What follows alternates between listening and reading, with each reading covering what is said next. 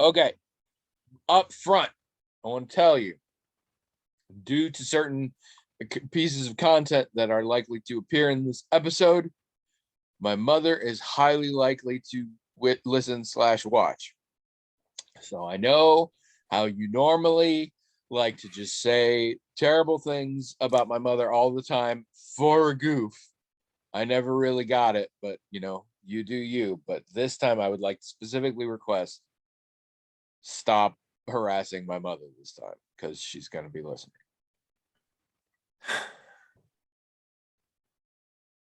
I'm not going to dignify that with a response. I need a verbal agreement from you, or we can't possibly do a show. Nope. All See you right. later. Sorry, Mom. He's going to say terrible things. She knows I never say terrible things about her. Let's no. There is one listener's mom that he mostly talks shit about, and I won't tell you which one. It's you. If you're still listening right now, it's your mom specifically. No, but given that, and given all the things we have to discuss, including the thing you text me about that I apologize for not getting back to you on, but we definitely got to talk about that.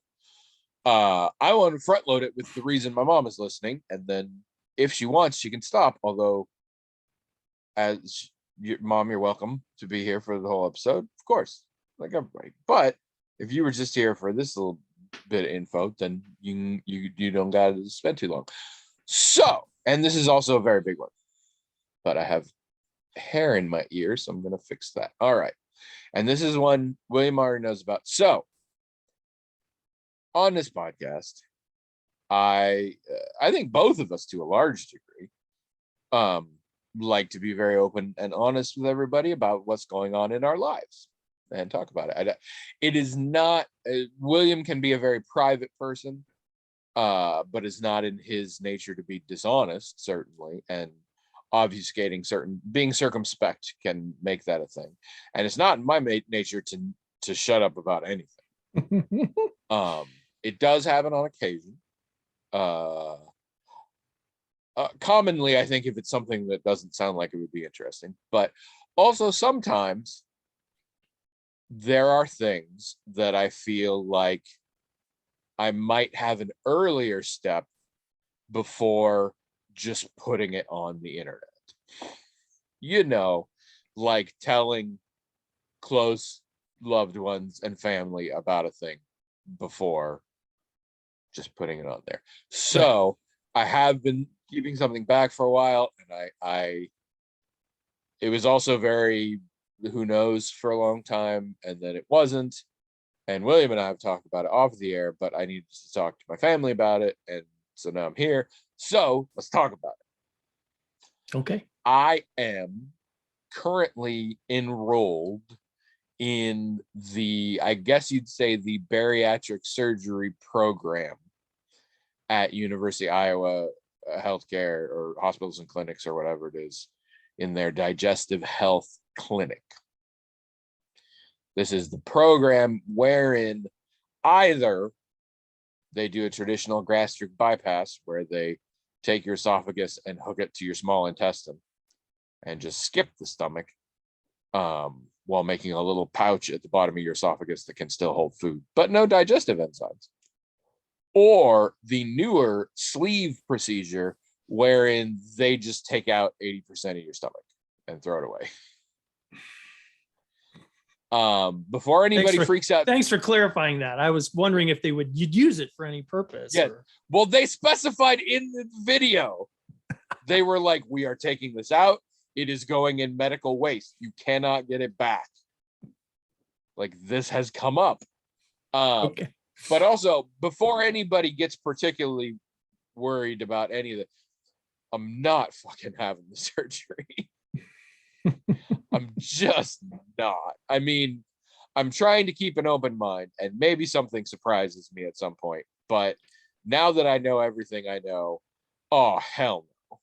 I mean, it's just like, well, and there's a lot of factors there. The clinic has a full-time psychologist, and you have to meet with them for 2 damn hours which I will be doing in a few weeks, to see if you are a good sort of psychological profile for it. Not only do I not want to do the surgery, I think I'm a bad psychological profile for it. Mm-hmm. What is currently happening is I am meeting monthly with a dietitian from that clinic, and I am on a fairly specific and strict diet. I'm trying to see if I can get it.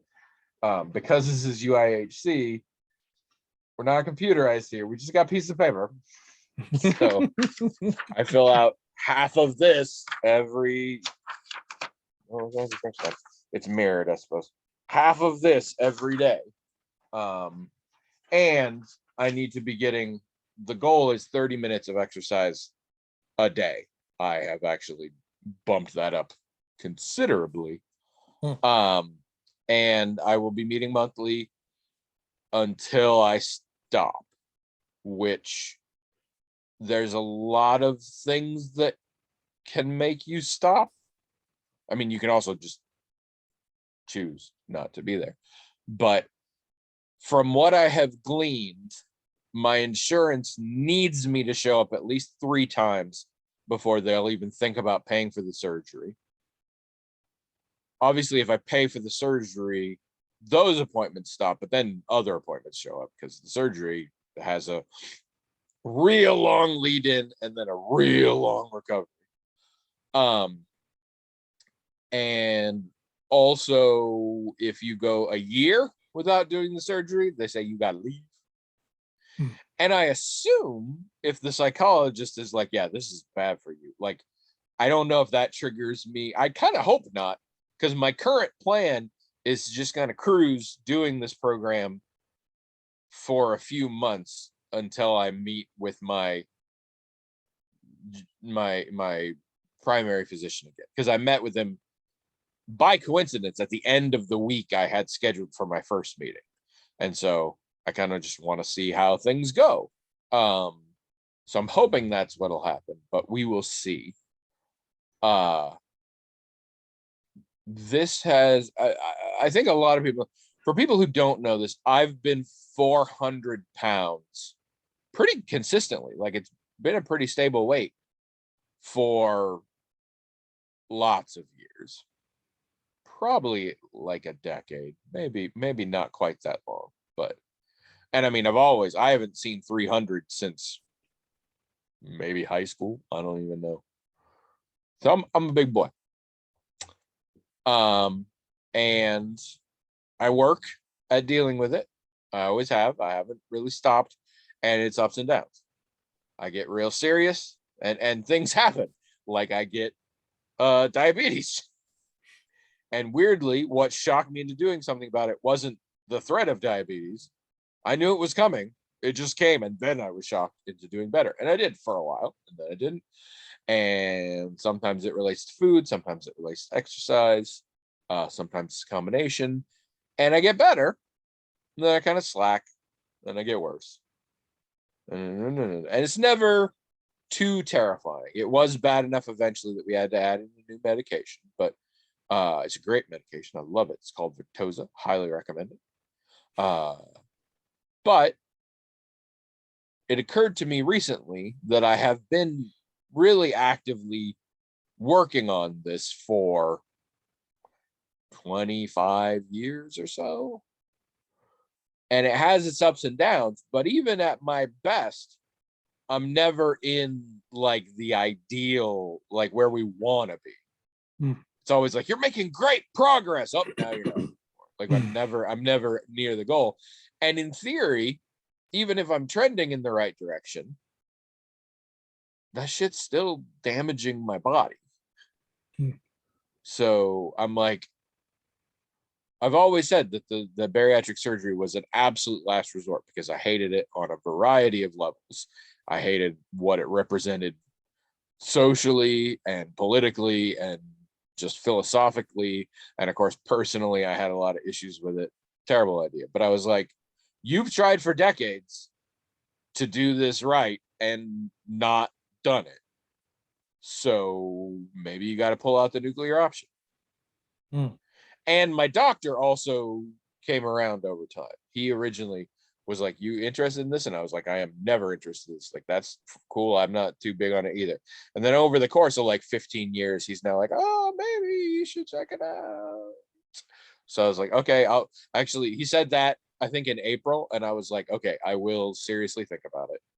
And Trish looked into it some and all this, and there's a lot of good stuff about it, and mostly that it increases life expectancy, even if you regain all your weight. Generally speaking, life expectancy goes up. And I was like, okay, we'll do this. So, giant hospital, huge bureaucracy. He puts in a recommendation, and I wait for a few months. And then they get back to me, and I fill out a big questionnaire online. And then I wait. And then they call me and they schedule the first thing. Well, what they do first is they send me a bunch of stuff in the mail, and they send me a link to a video. And I have to watch this video that explains a lot of what's going to happen. And I watch this video and I'm like, fuck. Because there are a lot of side effects after the surgery. There are potential side effects that are not great. Your hair might fall out after the surgery. You might become lactose intolerant if you weren't before. You could get something if you eat too much sugar afterwards called dump syndrome that I won't explain, but it has symptoms that you would expect from something called dump syndrome. It's not nice. Also, there's a lot of things you then have to worry about because of several factors. One is you don't have nearly as much digestive enzymes anymore. The place where you put the food is way smaller, and it's in your interest to keep it smaller. And because it's smaller, and because of the first two things, you absorb a lot less of the nutrients that you're eating. So you have to eat very nutrient dense things. You have to take an unbelievable number of vitamins that have to be spaced out throughout the day. You can't have, full stop, a lot of things that aren't nutrition based. It's because of the surgery we did based. No alcohol, which whatever. The big ones for me is no carbonation, because it'll stretch out your stomach again. And no, you need to be really careful with acids, especially acidic drinks, which includes things like tannic acid and citric acid. So flavored water things, like the ones I use to get my caffeine out, tea and coffee, you can have up to 8 ounces a day of one of those. So I basically would be giving up caffeine as well. And here's the real fun part. So those are all the side effects, and they're around for the rest of your life, no matter what, because we cut out chunks of your stomach and or skipped it and threw it away. But if you don't keep to your diet, your exercise, and continue to do all of the things, your stomach can totally grow back to the same size it was. It can stretch back out. And so you'll be just where you were, but with all these side effects. And I immediately was like, this is awful. And I kind of sent myself into a panic spiral until I finally was like, you don't have to do the surgery. And then that helped. And since then, I've been like, yeah, fuck that. But I've also been trying to ponder, because this is a thing people do. Lots of people do. And the worst I usually hear is, yeah, I did it. It was great. And then it all came back, which is not great. But I also hear people that it's a huge thing. And I'm like, who does this? Because it really seems pegged at, you're going to change your lifestyle, so it's really going to be one of those food as fuel things. And I'm like, people I know who aren't that into food are already skinny. So who are the people like you or one of the listeners who I'm friends with, I think would have no problem with this. You could adjust quite quickly. I'm not saying you would enjoy it, but I think you could adjust quite quickly because of how you live your life, which already is why you don't need to have this. And in my head, it was always like when my willpower fails and I've decided it's not going to work, this is a thing that like doesn't give me the option. But it super does, because after the surgery, if I don't keep up on everything, which is all up to me, I don't die. I just get it all back and plus a bunch of shitty side effects. And so eventually I'm like, this was supposed to be my last resort. So do I just die early now? And I was like, no, you can come up with something. And what I finally realized like yesterday is I think I might know who this is for now. So a lot of it, I think, is tied to the exercise, because exercise makes a huge difference. The time at which my numbers were at their best, I was exercising very regularly. And I don't even think I was worrying too much about what I was eating, but I was exercising enough that it was largely maintaining my blood sugar and stuff like that. Yeah.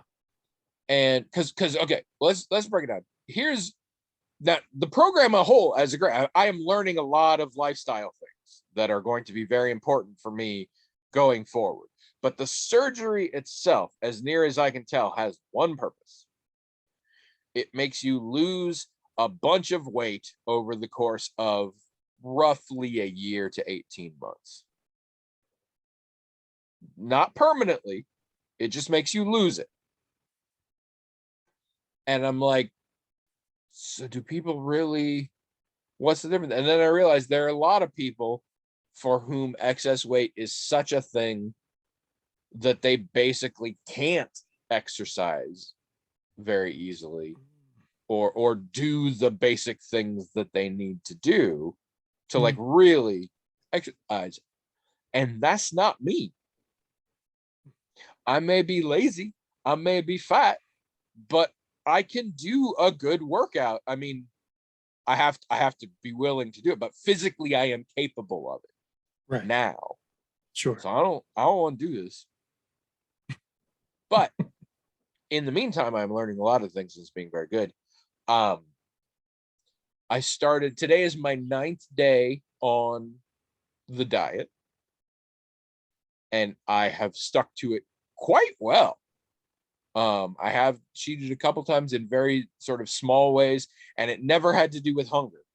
It's always about like, it's almost bedtime and I'm suddenly like craving some carbs or something like that. So I had like, that's, or like we had rice-a-roni with dinner with the neighbors and I made a ton of it because there's 6 of us and hardly anybody ate it. And so I ate my allotted portion, and then later that night I was like, fuck it, and had myself a bowl of rice-a-roni because rice-a-roni is awesome. But like I haven't been hungry, and by and large I've been sticking to it.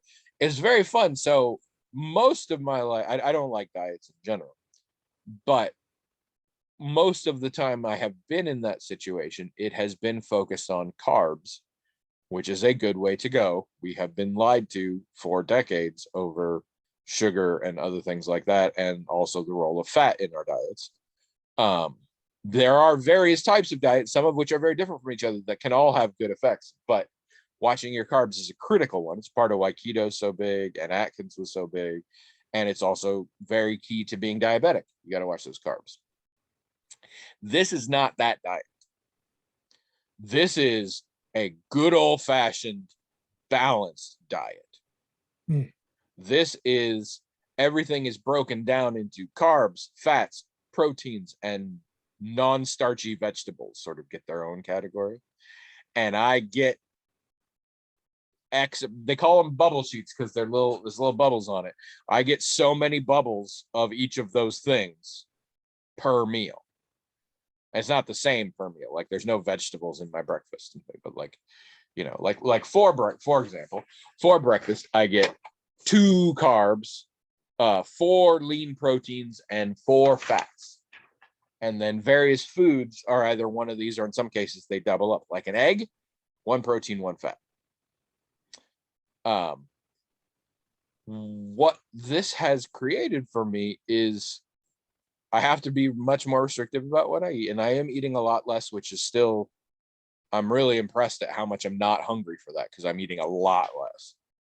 Although it's also spaced out. You have 3 meals and you have 3 snacks, and you have to get those in, and that's the thing. But it's reintroducing things to me that I had kind of pushed to the side because they were kind of carby. And like, I'm not saying I wouldn't ever eat them, but I would only eat them when I was being bad, as it were. But now, like, okay, try this on. Have you ever had cereal? Cereal's fucking awesome. Mm-hmm. And I know this because I have a lot of experience in my life with cannabis products. And I'll tell you, nothing's better when you're high than cereal. But in general, cereal kicks ass. I have always loved cereal, all kinds of cereal. Cereal's great. Yep. I can have cereal now. Good. This morning's breakfast, a cup of Honey Nut Cheerios.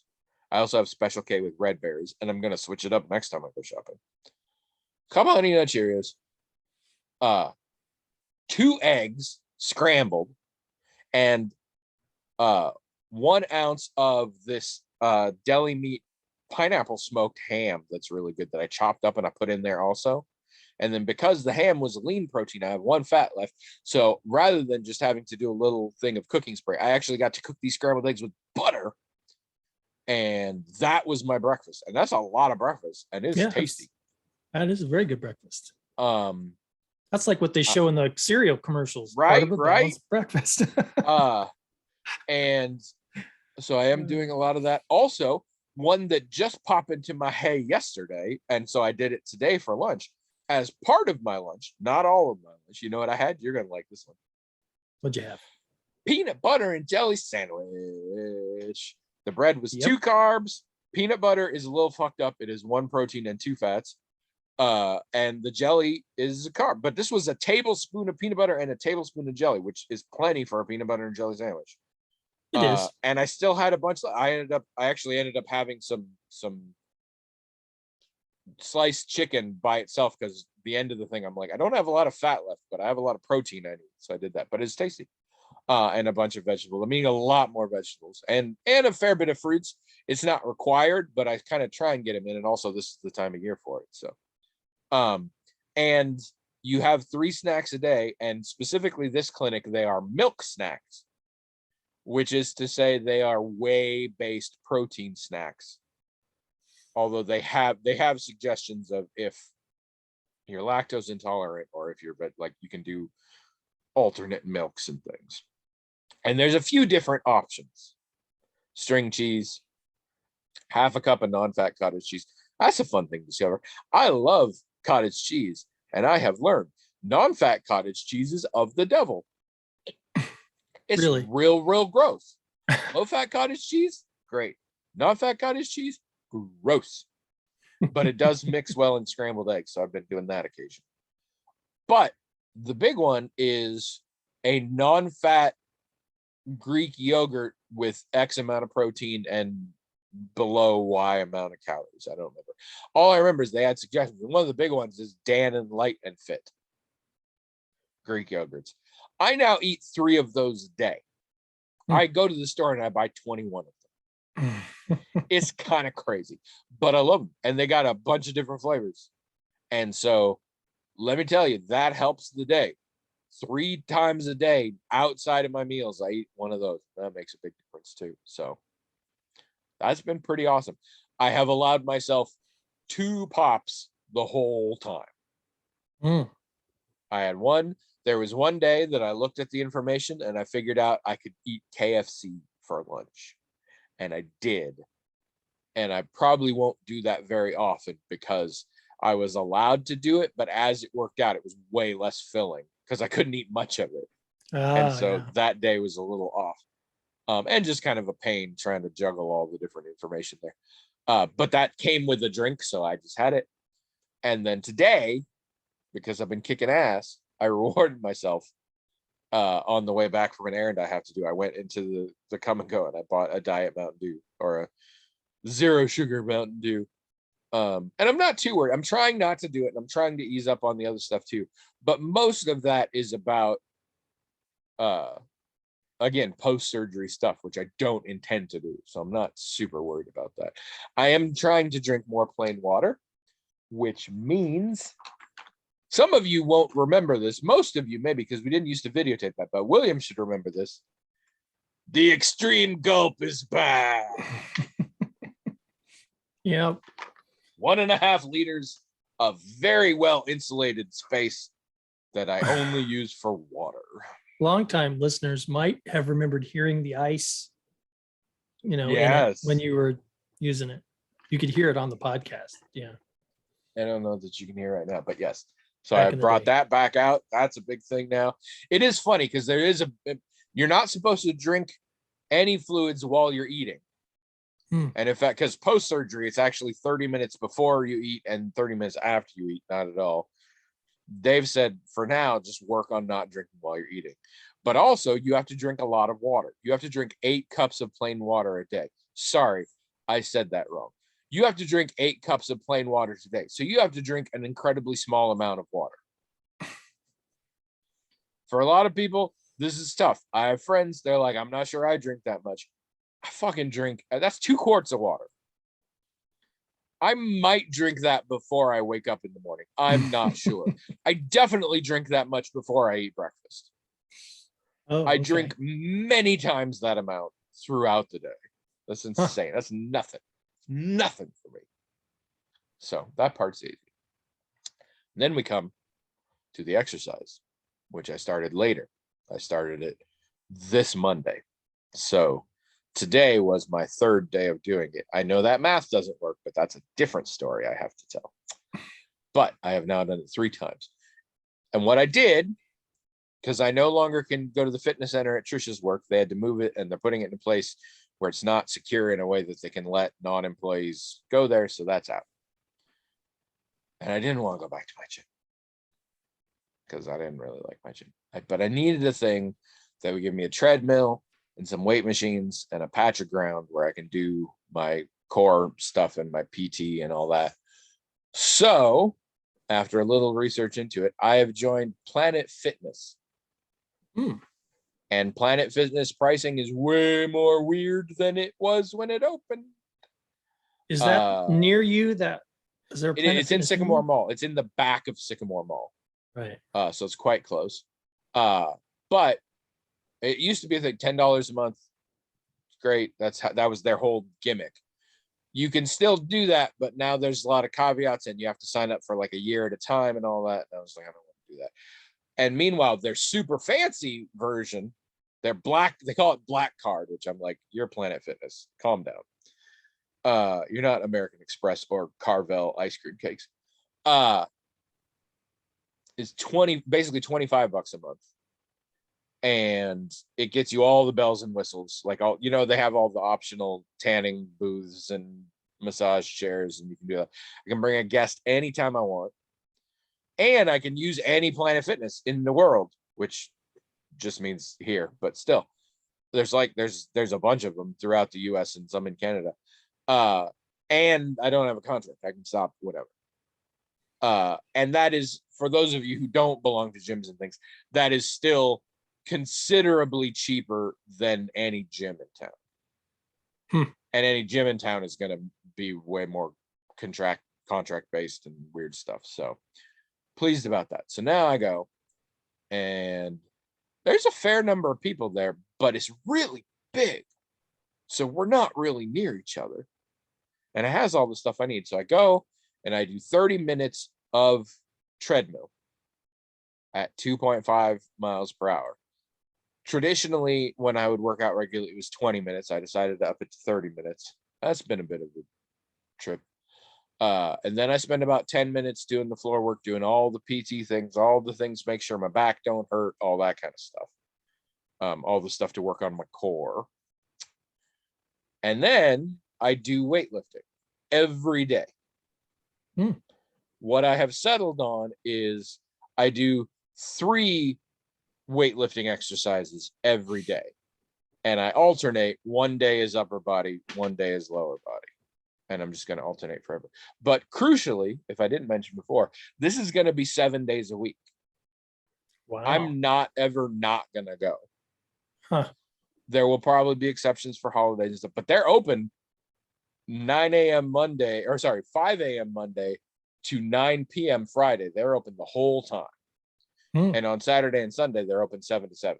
And it's always staffed when it's open. So this is what I think it's going to help. First of all, they want you to do exercise every day, but also I think this will help me reinforce the habit. And like, it's too easy to like finish and take a weekend off and just like enjoy not having to go. And so then Monday I'm like, oh, I'm feeling a little weak, or I don't know if I get, that kind of bullshit. So I'm like, no, I'm just going to do it. I'm just going to do it every day. Now on the weekends, obviously it's not going to be the first thing when I wake up in the morning.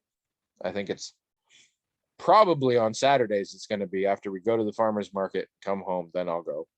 And on Sundays, it'll probably be after I come back from grocery shopping, but it'll work out. And I got my podcast, I got my audiobooks, so that works all good.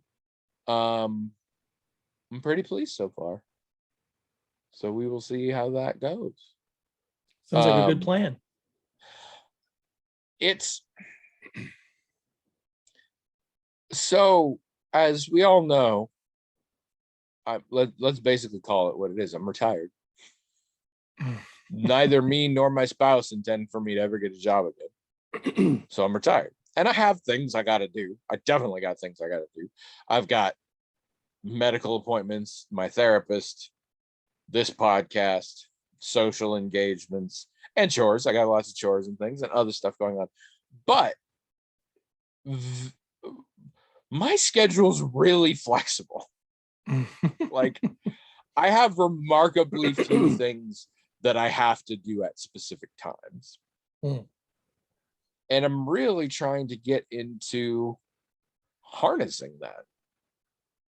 And like back in the day, I have to wake up earlier now because I do need to get done before it's time to take Trish to work. But back in the day, I couldn't have done what I'm doing now and still gotten ready for work myself.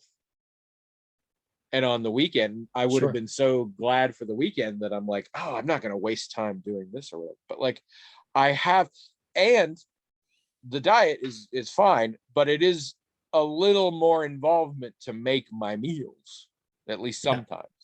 I'm eating a lot of eggs and you got to cook those, but I have the time and it works. And the flexibility and the time I have is a huge privilege and a huge gift. And I should fucking start using it, So that's what I'm doing. And I'm digging it so far. What is surprising is you would probably not be surprised to learn that sweets and desserts come at a high cost on this diet. Yeah. What's surprising me is I haven't had any. And it hasn't been, I haven't been jonesing for them or nothing. And I like sweets. I'm definitely, I haven't sworn off desserts, I'll tell you that. But like, and I guess I don't eat desserts a lot on a regular basis, but like, doesn't even pop into my head. It's weird. I'm pretty psyched about that. So good. Hello everyone. Welcome to the probably about half over episode of the Magical Talking Cat podcast, the only podcast in the world that, like, it was a joke, guys. Like, we were just fucking around. It wasn't it wasn't, and now it's been like 12 years and we can't stop. But like, don't read it. It was a joke. We were just kidding around, like, and here we are. I don't know. Like, it's just maybe there was a bet one of us might owe the other $1. I don't know. But it was never meant to be. I'm Tony. And I'm William. And for something that was never meant to be, amazingly, we are at episode 595. And no, There we go. showing no signs at all of stopping. That's No, I don't think we can. no, It's a compulsion at this point. It is the largest addiction I have, and I have a lot of addictions. This is the worst one. I'm addicted to podcasting with this freak. Specifically. I Wow, wish I that's- knew how to quit you. seems all like right, you've been that. It seems like that one's been in your holster for a while. Oh, bullshit. I think I've used it 2 or 3 times before on this podcast. Oh, maybe you have. I Maybe think you that have. one I is just bust forgot. out. I think somebody needs to hunt those down, because I think your reactions have changed over the years when I use that. Oh, maybe. Mom, if you want to stop listening, we probably won't talk about the diet anymore. But you're welcome to stay. For those of you just joining us for the first time, what is it? We have a hat. It's magical. It emails us, and you email it, themagicaltalkinghat@gmail.com. Email it. Put a lot of email in there so that it can send it to us. It can be whatever you want. Comments, questions, topics, diatribes, outlines for new hit series on Peacock. Whatever you would like. And then the hat magically on its own transmogrifies those emails to us, by which I mean forwards them to us, and then we read them. Given how much shit we have to talk about today, I'm not even sure we're going to get to one today, but we will see. How has your week been? I know you have at least one piece of news. I do. Yeah. What is it? I'll give you a hint. I never realized what a hardcore gamer your wife was. Oh, I mean, I can think of a few things I could talk about, but I don't know how interesting any of it is. And also, it might just come up, Well, yeah, there's in- some things I know you need to talk about that I also need to talk about. We'll get to that. I just will But this one mention. is one. I just will mention that yes, we did get a PS5, and it's pretty awesome. So you've been noticing the hardcore gamer part. Are you referring to her playing? Well, she's been playing Astro's Playroom is what she's been playing a lot of, but she did No, start. I'm just referring to having a PlayStation 5. Oh. So few people have it now. So I'm like, you only have a Well- PlayStation 5 if you're hardcore. Well, I mean, she of course was stubbornly committed to the idea of not paying twice the original price to someone who's hoarding them or whatever. And so for the last couple of years that they've been available in one form or another, she wasn't going to overpay for them. So recently, I guess, the PlayStation and Amazon and maybe a few other places have figured out a way to make it so that, for a long time, what they were doing was they would send you a message about the machines being available, but they were just going to be on their site available first come, first serve, and you just had to get there. And if you didn't press buy or shopping cart quick enough, someone could have snatched it right from underneath you. But now they've got a different thing, where they will email you specifically, and you do have a limited amount of time to answer. But as long as you answer in that period of time, no one's going to take it from you while you're waiting list, basically. kind of. And so, yeah, I mean, if you don't answer in, I don't know, 5 days or whatever, then you're out of luck. But as long as you go within that time period, nobody's going to, snatch it from underneath you while you're purchasing it. It will be there definitely for you to purchase at the original price that these were offered. Her price was a little bit higher because she got a machine that came with Forbidden West. Horizon Forbidden Yeah. West. Yeah, as part of the deal. So it was just a little more expensive, but only it was just the price of the game really is what it was. So yeah, and she was able to get it. She was really surprised. My brother, like 11 days before, got his in a similar thing, except he did his directly through PlayStation, and Abby did hers through Amazon. But it worked out. There could be a lot of people who didn't tell me, but I know of, besides your wife, one, maybe two people who actually have. Yeah, so I don't know why they didn't do this a long time ago. It seems like they could have just done this and prevented all of this problem, because it's caused a problem for PlayStation because I mean, even though these people who are hoarding these machines have made money off of it, um, it, very few people have them, which Yeah. means the people who are making games for them aren't making money, which Yes. means that's bad for basically everybody. So you'd think they would And have come up with this there's a solution. reputational issue Sure, and you'd think because this would. it's become a joke that PlayStation 5's kind of don't exist, and if they do, they cost $8 million because of all of this stuff. And think about this: by the time a critical mass of people will have them, like maybe now after they've adopted this new strategy, a lot of people will have them. The machine will already be 2 years old, which, you know, when the PS2 and the PS3 were 2 years old, everyone was talking about, well, what's the next thing going to be? And so already people are just getting the PS5 at a time where usually they'd be wondering, well, what's the next thing going to be? It has paid off super well for me, though, because almost no game is coming out just for the PS5. It's also coming out for the PS4. And so I have yet to be lost in the shuffle. I assumed I wasn't going to be able to play Horizon Forbidden West until I got a new machine. But see, that's not what PlayStation wanted to happen. And so now that big marketing push that they could get from new games, everybody wants to play the new game. Well, that's gone. So now what's going to happen? You know, you're usually a late adopter. Now would be about the time where you'd be thinking, well, maybe I should get one, but you can wait another 2 years probably. Yep. So yeah, that did not work. That did not work out for great PlayStation. For me. Yeah. Not so good for Sony. But I mean, we but she hasn't played Horizon Forbidden West yet. Yeah, she has a little bit. Oh, okay. Just a little bit. Well, because she wants to play it at times where she can play it. You know, she doesn't want to just go in there and play for 30 minutes or whatever, whereas she can jump on and play. You know, Astro's Playroom is free with all PS5s. You just jump on and play that for 15 minutes and quit and be fine. But, you know, if she's going to play Forbidden West, she wants it to be for like a, 3 or 4 hour stint or whatever.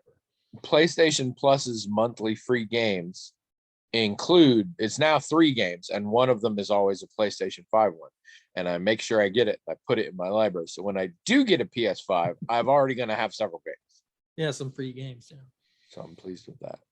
But anyway, I took more time to do that than I wanted because I know you've got a lot to talk about. And I want you to talk about it. I have also been playing a new game.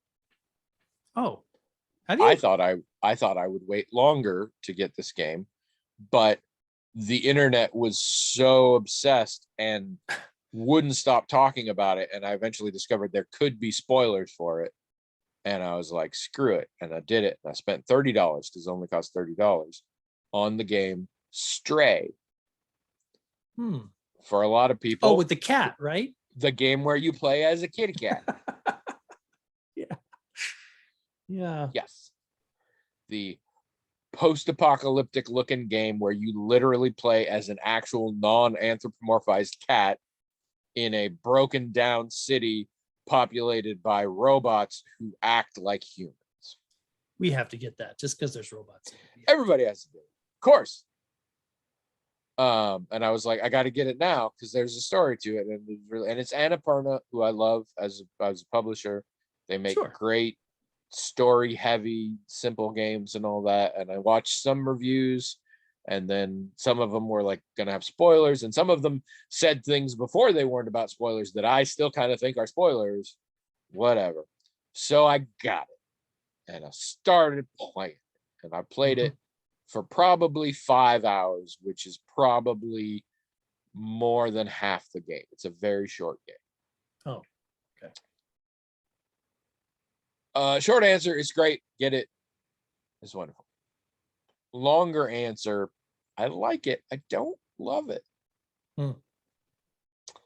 And the primary reasons, I think there's 2 reasons. One is I think it's just hype. Like, everybody loves this game so much before I got my hands on it that it just couldn't be as awesome as everybody said it was. Right. Right. But another factor is I find it not hard, but more difficult than I want for the vibe of this game. Mm. Like a lot of it's just hanging around, solving little puzzles, using cat things and stuff like that, and finding stuff. But some of the things to find are surprisingly hard to find. I've had to look up several of them because I'm like, I don't want to take the time to do this. And there are, I guess, for lack of a better term, action sequences where there are things that can hurt you. And I died and had to redo those often. They're not very long, but I found them hard enough. And again, a couple of them, I'm like, I don't even know how I get through this. I had to look up, like, how do you get through this section? I don't know if those will continue because I'm in a totally different section of the game. But it's kind of hard. But I mean, I'm definitely going to finish, and I definitely like it, and I definitely recommend it. Yeah, you play as a cat, and after a little bit, you get a little robot buddy, like a little floating flying one, and he lives in a little backpack on you, which is really cute because when you first get the backpack on, your cat does the thing cats do, like when you put something on them, and it's walking around like low to the ground as though it could get it off. And there's plenty of just random cat shit where not cat shit, cat shit. Where like at certain spots you can sharpen your claws on like the edge of a couch, or like there's places where you'll find puddles and you can drink out of them. There's places where you can curl up and have a little nap and things like that. But there is a little ludonarrative dissonance in that you are just a cat, but people talk to you and send you on missions and things like that. It's a little bit mediated by the fact that nobody knows what a fucking cat is. Mm. Like the robots are just like, you're a very small thing. That's weird. I've never seen one of you, and you're kind of tiny, but whatever.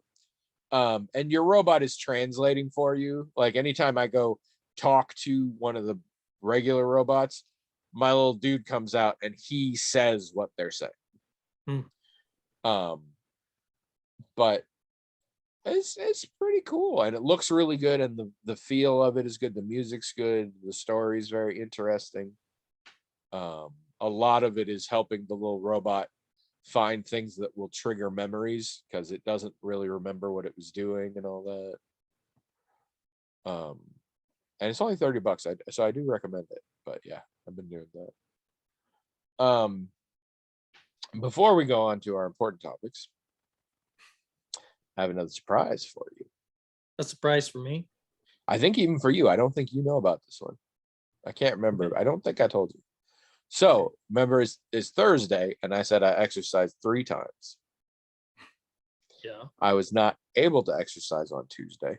I actually had planned to do it, but I was too anxious, and I decided not to because I had to go to jury duty. You did? I did. Did you get selected? No. But I got real close. Real close. Did you dress as Princess Leia and say you couldn't be a juror because you can read people's minds? No, but I fucking wore my purple caftan. Oh, you did? Okay. Did that help or hurt you? Dared. I don't think it did anything because it's fucking Iowa City. Mm. But part of it was the thing, like maybe I'll get out of it dressed in this. But also they kept in the like the instructions and stuff, they kept talking about dress. There is no set dress code, but dress appropriately. And they're like, dress as you would to go to work, or go to school, or church they specified, or shopping, or whatever. I'm like, this is what I fucking wear when I go out. So this is what I'm fucking wearing. But so jury duty. We all know it. What good is it? Jurors, they're just like us. No. Here's what I have learned for people. Of the people in the world I have known, there are mostly 2 kinds of people. Okay. People who know how to read binary. No, people who just have straight up never had a jury summons at all. At all. Wow. At all. Quite a lot of those, actually. I wish that was me. And ones who got the summons and had to make the phone call the night before, but got told you don't gotta come. That's never happened to me. I always have to at least go in. Federal court, I Interesting. had to go once. For federal court, I had to go to Davenport. Wow. Yeah. I have had very limited experience. For the first 4 years after I became a registered voter and adult, I got called up 2 or 3 times, but I got summoned to court in Oregon where I was registered to vote, and I was in school in Iowa, and it never happened in the summer. So every time the summons would get to my parents, not me, and they would call them and say, yeah, he halfway across the country and not coming back soon. And they'd be like, okay. And then I eventually switched over to Iowa, and I think I've been called once before, and I had to call, and they're like, you only got to show up if your juror number is this, and mine wasn't, so I didn't have to show up. This time I got a thing in the mail that said, listen, fucko, we sent you a thing in the mail and you didn't do nothing, jerk. So do it now. I think that's happened to me once too. I didn't see this thing, but whatever. They were nice about it. And so now it's online thing. So now I go with my credentials from this thing to this online thing, and I fill out this big old questionnaire. And then they're like, cool. And then very few days later, I get emails and texts saying, okay, so tomorrow's your day. You got to call in tonight and see what's going on. And I called in, and they're like, jurors 1 through 80, you got to come to the courthouse. And I'm jury 57. So I'm like, well, shit, I got to go to the courthouse. County courthouse. Which I never been to. I mean, I know where it is. It's in Iowa City. I've driven near it, but I've never been to it. Huh. And I've been there lots of times for lots of reasons. Well, yeah, you have a checkered past. I never got caught, so I never had to go there. No, and I was gonna say maybe for marriage license, but no, it was there things that other people might have to go to the courthouse for. In Johnson County, you go to the county administration building, and I've been there many times. Sure, no, but not the courthouse. Yeah. But so I go in, and I go to the courthouse. I go up to that building is old, and I get to the top, and here's what happens for those who don't have the experience. So I get it. They send you into the courtroom, and you sit there. And I counted, there were way less than 80 people in that room. I'm going to guess it was like 40. Okay. And you sit there for a little bit. And then eventually, they make sure everybody came who they were expecting. And then they make you watch a 20-minute orientation video, narrated entirely by a retired justice of the Iowa Supreme Court and a sitting justice, Chief Justice of the Appeals Court. This video is not interesting. It is somewhat informative, somewhat. Way less so if you watched it before, like they told you to, and gave you a YouTube link for it, which I watched the night before. Same fucking video. I was annoyed. It's also annoyed because when I watched it at home, it drove Trish out of the room. She's like, I can't take your propaganda video. She didn't get that far because they spent a lot of time in the beginning thanking you for your service. It was weird. But so I'm going into this with I'm trying to be good. I don't want to do jury, but I also don't want to manipulate the system to get out of it. I want to be honest. Sure. And I'm also aware that as somebody without a job, it's way less inconvenient for me than it is for other people. And that's fair. So I'm being good. I've also got my mask on. Not everybody had their masks. I had mine though. So nobody can see my face anyway. And I brought a book, which was good. But so yeah, you do that, and then you get to go take a break. for about 15 minutes. And then you go back in. And then the judge comes in a brown robe, which I found weird. But the judge comes in, and then lawyers come in. Two of them on West. I think the case might still be going, so I don't want to speak too much to it, but it was a criminal case. I could have been there for criminal or civil. And so the two prosecuting attorneys come in, and a defense attorney comes in. And then here's the weird bit. The defendant comes in and sits with the defense attorney for the whole time. Does not appear to be consulted during this hours-long process. Certainly does not say anything. Just has to sit there silently watching the jury be selected. That feels real weird to me. I understand you get to face a jury of your peers, but why do you got to be there for this weird part? Because this is the shit that's not in the Law and Order episodes. Hours of time where jack shit happens, but everyone's present. And so, like, okay, we're doing this. All right. So, like, okay, we're going to call 25 people. And we're going to pick from that. Now, some of them are going to get kicked out, and that the rest of you have to stay here because you're going to You might be alternates. Yeah, well, we'll sneak in if we kick one out. Like, okay, I'm sitting there. I'm like, the odds are probably in my favor of not getting picked. I don't know for sure. Anyway, they called 25. I'm not picked. It's great. And they're going along, and we had to fill out the questionnaire so they know things there, but they also have set questions. Any of you got a medical appointment you can't move? Any of you got a vacation planned over the next 2 or 3? They specified the trial will take 2 or 3 days. And as soon as they specified that, I'm like, oh, I don't know, like this even more. I don't want to do this. I was like, this could fuck up the podcast. We might not have a podcast if this happens. We'll see. And other thing, other reasons why you legitimately couldn't be there, other than jobs. Everybody's like, I got to go to work. It's like, fucking everybody has to go to work. And they cannot fire you for this. So chill out. But they do all this, and a couple of people have to leave. And so every time somebody leaves, they call another name. Third or fourth time, they call me. So I get up there and I sit down in juror number 4's chair. I'm sitting there, and then the attorneys get in on the action. And the attorneys start asking people things, and they asked specific people, and they said, we're not going to ask everybody because it's kind of crazy, but things they have read already. They're like, okay, you said this on your thing. Is that going to be a problem? Like, is this a thing? And frequently, if it was a more general thing, they're like, does anybody else have trouble with that?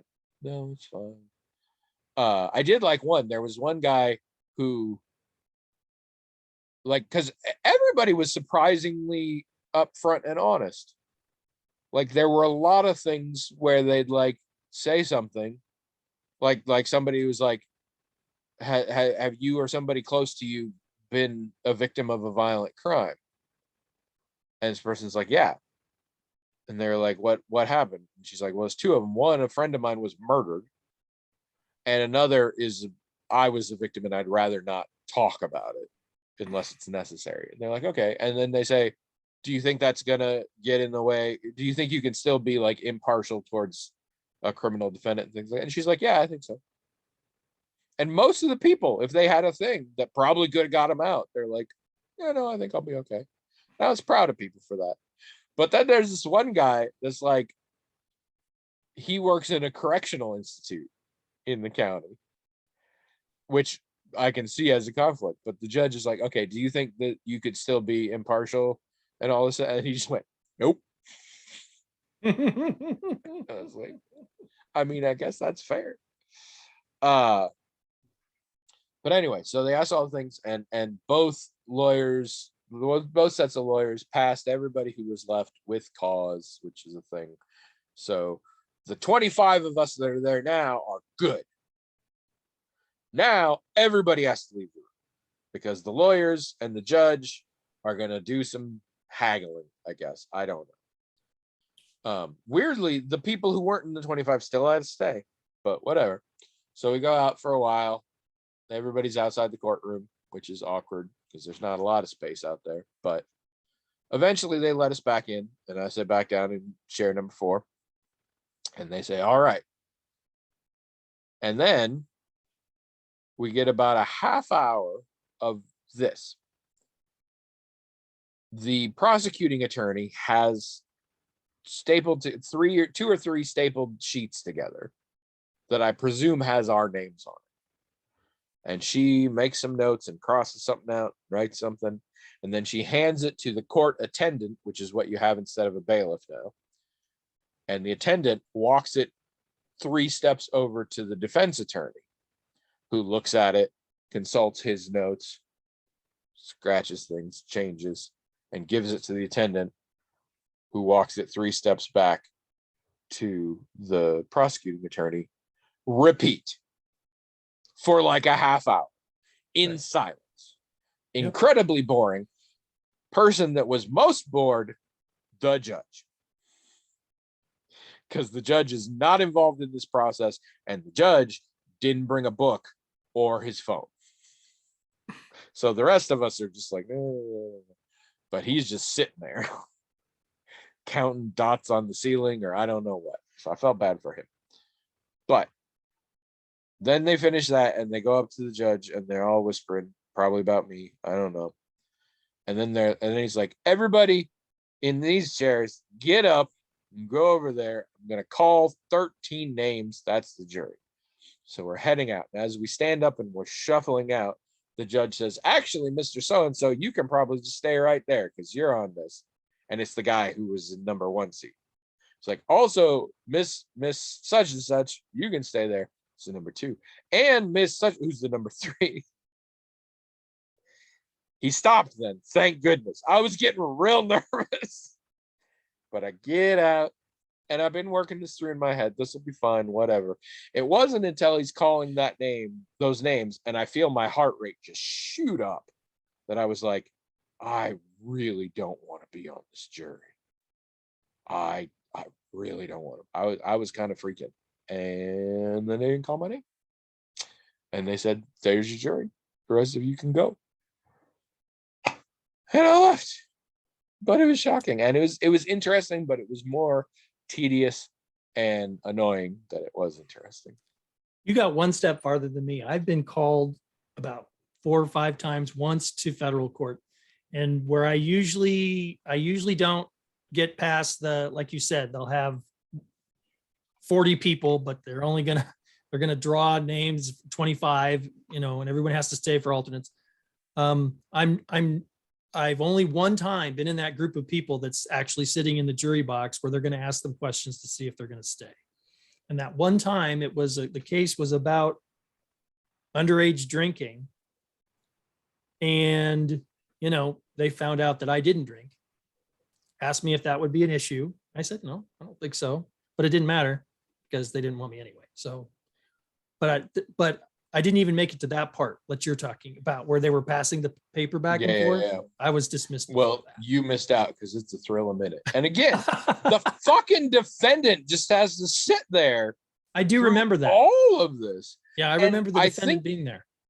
Different states, different counties have certain different rules, because there are certain things that the law doesn't require. It's just how they do it. So this isn't necessarily how it would always look for everybody. But I was really surprised about that part. Also, and again, I don't want to say too much, the defendant was Black. And I did, as I was sitting there, seriously consider claiming I might have trouble with my impartiality because of my strong belief in institutionalized racism within the current American legal structure. And I was like, that's true, but also you're just trying to come up with an excuse to get out of this. And in fact, I think you're probably in better shape for being impartial for holding those beliefs. So I didn't say it, but I had the urge. Yeah, so that was interesting. But yeah, so I didn't go Tuesday. And also my diet was a little screwed up that morning because I was like, I don't know when I'm getting back. So I had kind of a big breakfast and then just skip another thing. You know, the funny thing with this diet, sometimes I forget to eat my milk snacks. The most common is the second one of the day. So like right after we're done recording, I should probably have another one. And sometimes if I'm doing stuff, I just forget. That's weird. Me forgetting to eat food. Anyway, I do have a little one I want to get to before we get to the big one. Trish and I have now watched the entirety of Peacemaker on HBO Max. Peacemaker, the John Cena led spin-off series from the movie The Suicide Squad. Right. I'm guessing you have not seen it. I mean, I think we tried to watch one episode or something, but I mean, I wasn't a fan of that Suicide Squad movie or his character. I thought, well, maybe they'll go an interesting direction with it. And it did. The first episode was a little interesting, but we decided, nah, it's not for us. So we didn't. They do actually go in a fairly interesting direction with it. Okay. But I think the first an episode, not even an episode, maybe half an episode, is a pretty good gauge for it. And also the if you didn't like the Suicide Squad movie, we did. Then yeah, it's probably not a good sign. But Trish really liked it, the show. And she's not even entirely sure why. I enjoyed it, not spectacularly so, but I did enjoy it. It is, everybody says like, oh, this is some weird, fucked up humor. Not everybody's going to take to this. Be prepared. So I was prepared. And then that first episode was so completely not what I was expecting that I was essentially in shock. Like I couldn't come up with an opinion about the first episode because I'm like, I was just so prepared for something different. And the best way I can put it is I was expecting fucked up. It's James Gunn. It's Suicide Squad. That character already is real fucked. I mean, this is a character who said, I'll do anything for peace, no matter how many men, women, and children I have to torture to get it. So it's already fucked up. I was expecting more dark and less whimsical, for lack of a better term. It's way goofier than I expected. Like I expected things like the John Cena character to have a pet bald eagle. I even expected things like the John Cena character claiming that the bald eagle hugged him one time. I did not expect the bald eagle to actually hug him. And that's in the show. I mean, it's CGI, obviously, but like, I was like, okay, so we're being silly here. Because in this, a bald eagle hugged a man.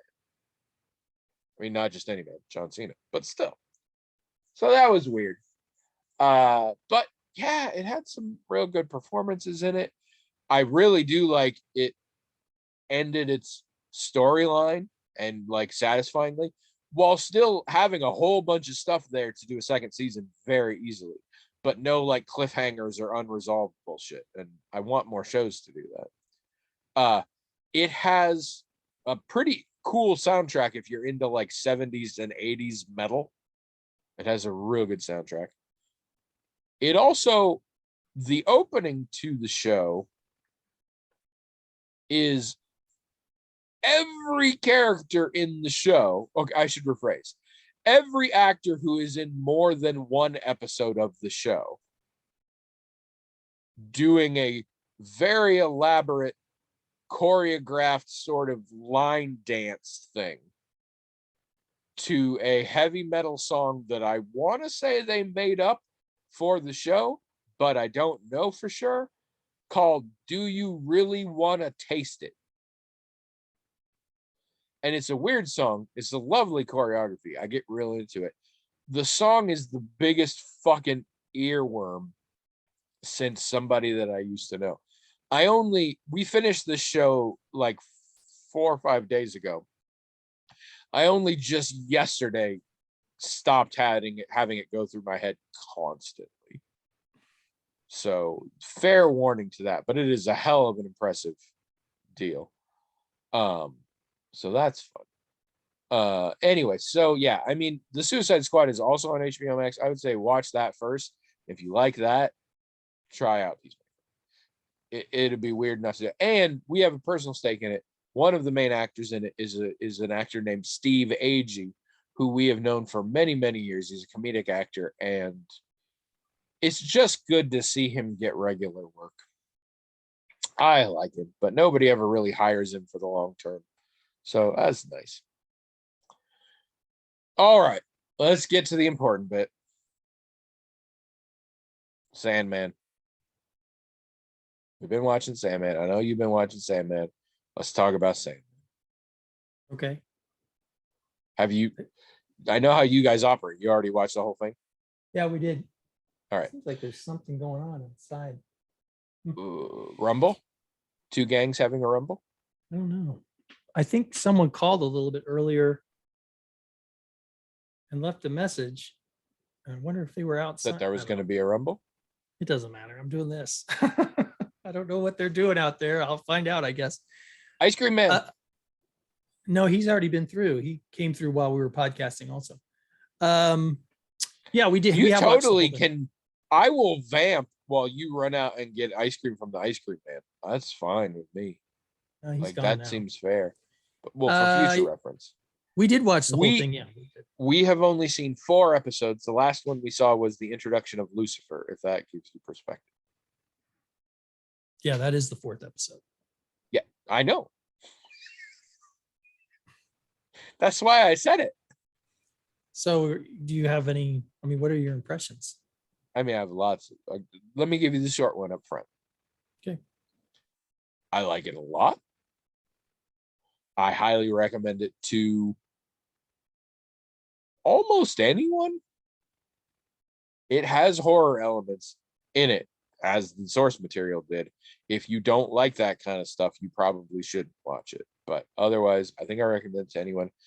I will also say, and Sandman comics are a very personal experience for a lot of people, so I can only speak from my perspective, but I think this is the best adaptation to TV or movie of the Sandman comics that would be possible. I'm not going to say it's perfect. It's definitely not. I think it's one of those things that's kind of unfilmable, like Watchmen. But I think this is the best job you could have done with it, and I really like it. That's my short take on it. I have way more to say.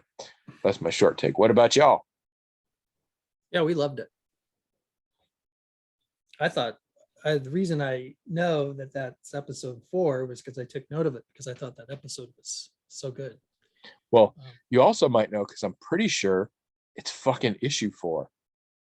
Every episode appears to be an issue of the 10-issue volume 1 of Sandman, Preludes and Nocturnes. It's literally the whole first story arc, and they're doing it. I mean, I haven't watched it all yet, but so far it matches up pretty exactly. Yeah, we really liked it. I was kind of surprised to find out there was really anybody who didn't. I mean, I presumed maybe. Are there people who didn't? I haven't heard any feedback. Yes, I mean, right now the Rotten Tomatoes scores are like 86% for critics and 86% for audience. And I would just, I know, but I would expect both to be higher than that. And I've heard, like, there are people, I think AV Club didn't like it. I think, I don't know what it is. I mean, again, there's always comic purists. They're like, well, they should have done it this way or that way or whatever. They're changing. What I find interesting so far is it's a weird, the changes are accelerating from 0. I'll explain. First episode, virtually nothing has changed other than they've updated everything. The original comics take place in the 80s. They are setting this so that the present day is the present day, essentially. So you have to update some things for that. But the first episode changed almost nothing. That is pretty much line for line the fucking first issue of Sandman. The second episode, they start changing some things, just a little bit. The third episode, they've changed a little more. By the fourth, they've changed a few things. And some things are, I understand, because of time limits and stuff and the difference of comics and TV. And some things are because it's better for TV this way than that way. And then there are some casting choices that I'm all in favor of. We've done some gender switches and some colorblind casting that I'm a very big fan of. But they are slowly changing it in ways that don't really surprise me, because there's some shit in Sandman that would not fly today. And even Gaiman himself has said, like, there are things I would change from the original. And in particular, there is a bad guy character that they seem to be making much more nuanced, much more sympathetic, much more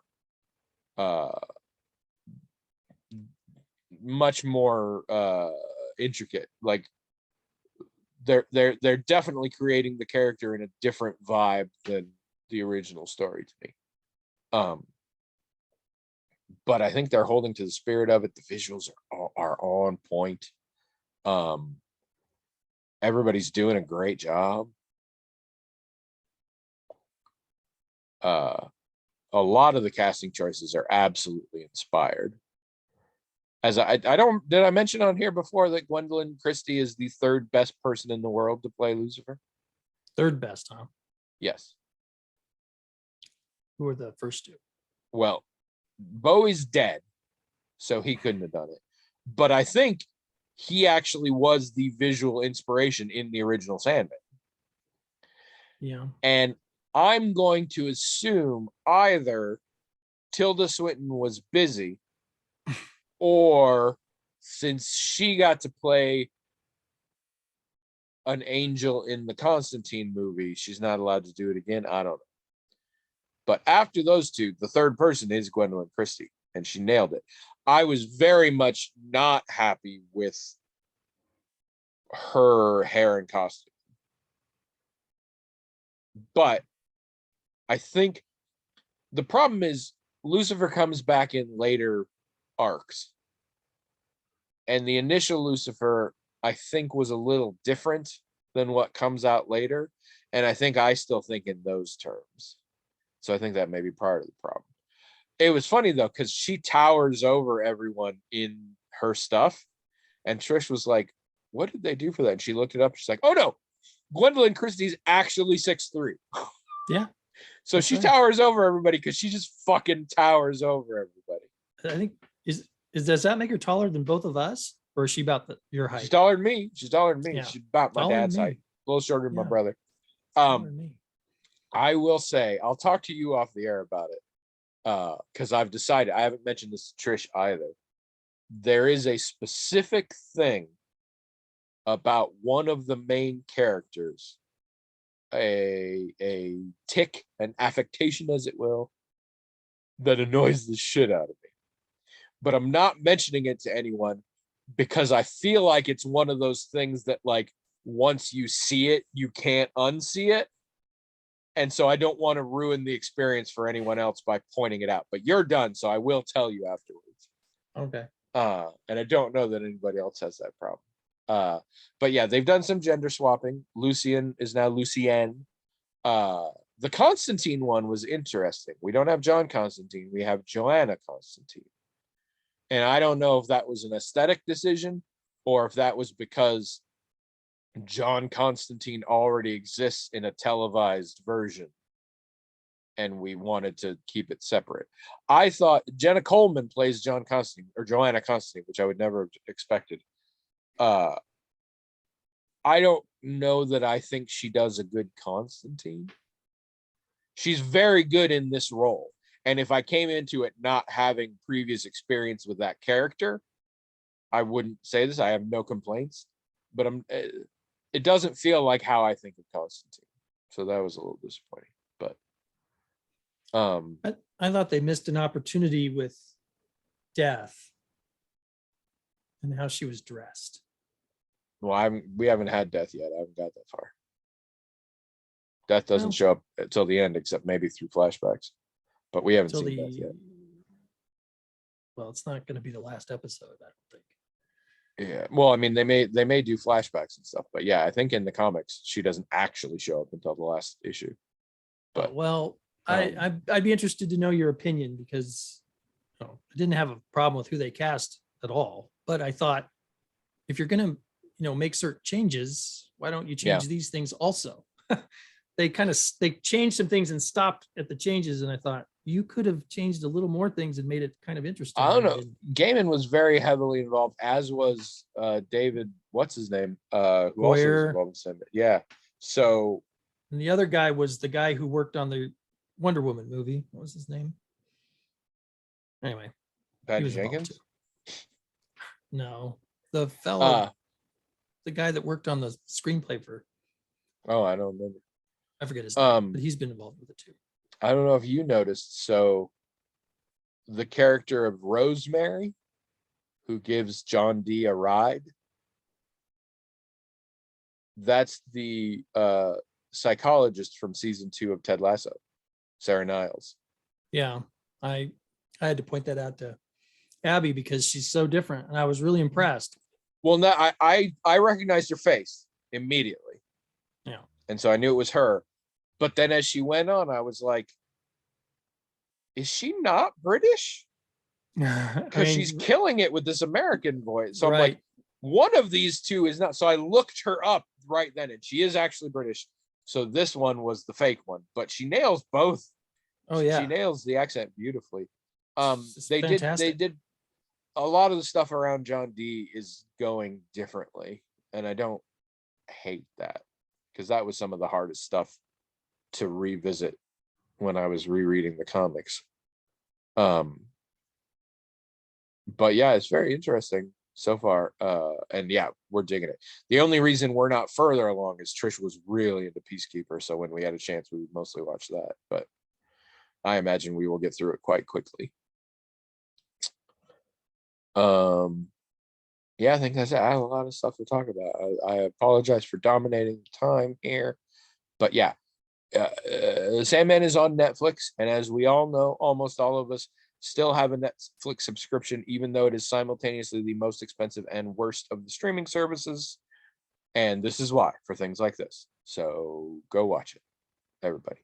If you got thoughts on Sandman or Peacemaker or Suicide Squad or bariatric surgery or Planet Fitness or Stray or PlayStations 5, I don't know how that works, or anything else, go to the blog, themagicaltalkinghat.com. Tell us your thoughts. We will probably respond to you. We've been known to do that. Also write in things. We always need more stuff. I know it doesn't look like it this time because we're going for like an hour and a half with no questions, but I had an interesting week, people. Doesn't always happen. Sometimes I have a really boring week and need your questions. I would say the boring weeks are more common. So write in with your things. Anything you want. Go nuts. And yeah, themagicaltalkinghat@gmail.com. And in the meantime, go to eighthoftheater.com. Consume Williams stuff. Go to smashwords.com and look for a book called Odd Wings, all one word, ODDWINGS. I wrote it, and you can get it. It's not free anymore, but it is only $3. I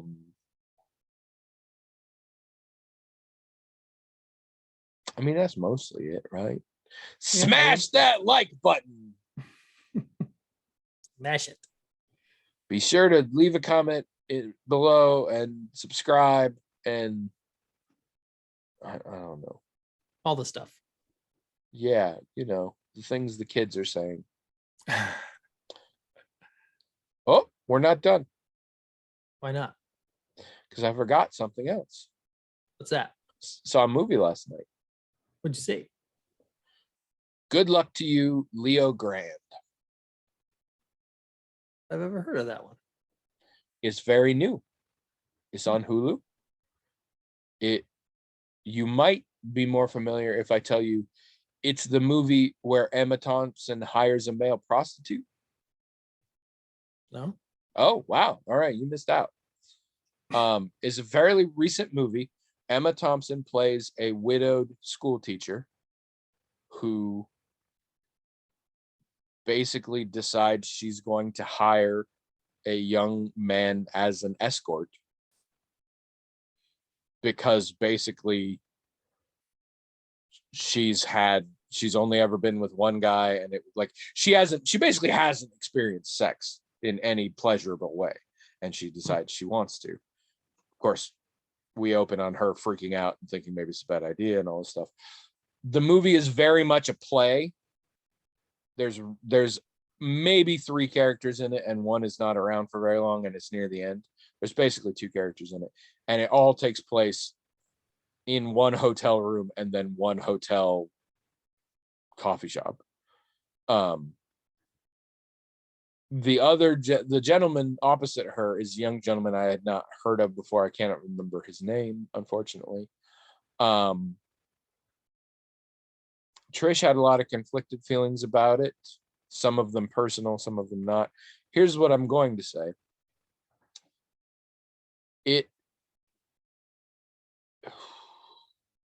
I don't know how to start this. It's a very specific movie.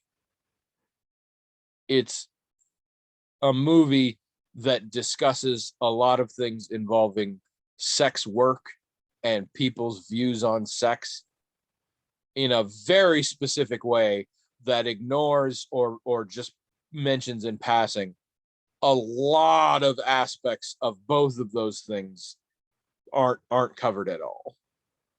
And that's it. It is I would say it is a film of privilege in a lot of ways. It doesn't address a lot of issues tied to that, and that's a thing that I'm going to acknowledge. It is very specific for what it is. But I really like the story it's telling, and it has a very good take on sex in general and sex work and the nature of a relationship with a sex worker and what that means. It is not, I expected it to be somewhat trite because it sort of comes off, it's billed sort of as a comedy drama, and it's got a lot of funny stuff in it, but it is quite serious. I can think of some criticisms against it, but in general, I liked it and found it very interesting and found the chemistry between the 2 actors marvelous. So in general, I would say I recommend it, but be prepared. It is limited in what it is. It's a good movie, and it's also, I mean, I'm not going to say it doesn't have any nudity in it or simulated sex. It definitely does. It's not a particularly explicit movie, and it's not. I don't. Well, to put it in, I don't think it would be uncomfortable for you, William, to watch. It's not that sort of movie. Okay. It's not. I don't think it's particularly salacious or gratuitous at all. I don't know if I call it uncomfortable so much as annoying. I don't think I've ever outgrown that 6-year-old. Oh my gosh, are they doing this again? When is this going to be over? I mean, I say that stuff all the time. It doesn't have to be graphic either. I'm just like, oh geez, why do we have to do this now? I just hate it. All right. And if it's explicit, that is a little worse because I don't want to see that either. But I mostly don't like mushy stuff in anything. I don't think I knew this at all. Yeah. Interesting. Abby has to deal with this all the time. I'm just with people kissing or whatever. It's like, oh, here we go. Well, I don't think this movie's particularly mushy, so you may okay. Well, that's good. I would not call it a romance. oddly, when we watched Carnival, they would have nudity and things like that, but it was always in a very different context. So it's like, I mean, I still didn't, like it, but I didn't bother me. It's like, this is part of the story. It makes sense. All the other times I see romance in something, it just seems so extraneous. And it's like, this part, they put this part in this story, not for me. They put it in for somebody else. So Me. I'm not interested. Although, that being said, I do get really annoyed nowadays at romances in films where I'm like, that's not how relationships work. Well, I mean, yeah. But I mean, I'll tell you what will mitigate that and make me not really complain about it. If there's a bunch of sex and nudity, see, so it's no different for me. no. Anyway, I think I would in general recommend it to most people. It's not very long. It's like an hour 36 or something. It's called Good Luck to You, Leo Grand, and it's on Hulu. And I liked it. Trish, a little weirder. It is interesting because I would say the two characters are a couple generations apart, and the woman who wrote the screenplay, and I looked it up, it doesn't appear to be based on a stage play, for all that it's super a stage play. The woman who wrote it, Katie Brand, she's a British writer and comedian who's been around forever, is pretty much solidly in the generation in between the two. So she doesn't actually know what it's like to be of either, which is interesting. So yeah, I'm gonna throw that out there. All right, I'm gonna skip all the other crap, do all the things I talked about earlier, and we will see you next week unless we're hiding.